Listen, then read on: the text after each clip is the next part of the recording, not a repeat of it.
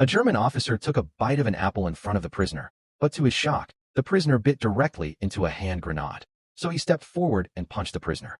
But what happened next was even stranger. After taking the punch, the prisoner looked like he was about to vomit, then pulled a long ribbon out of his mouth.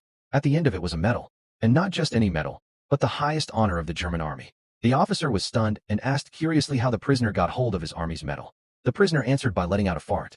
Right after that, the sound of a bell rang out. The adjutant hurried to check his pocket watch, only to see the prisoner pulling the very same watch out from behind his backside. Just as he was about to snatch it back, the prisoner stood on the edge of a well without a word, jumped straight down.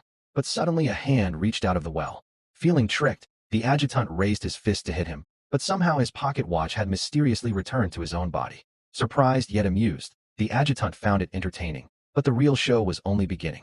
The prisoner started performing like an acrobat, capturing everyone's attention and making all the soldiers burst into laughter. The tense atmosphere immediately eased. Even the officer enjoyed watching his tricks, casually taking another bite of his apple. But then the prisoner shocked everyone again.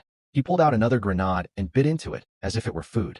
The soldiers instantly grew tense, drawing their guns just in case. The man then took out several grenades and juggled them skillfully while slowly stepping backward.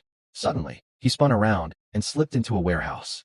The adjutant quickly ordered his men to follow. A few seconds later, the prisoner came running out comically with a wooden barrel on his head, stumbling as if he had lost his way. The soldiers roared with laughter, convinced he was just a fool.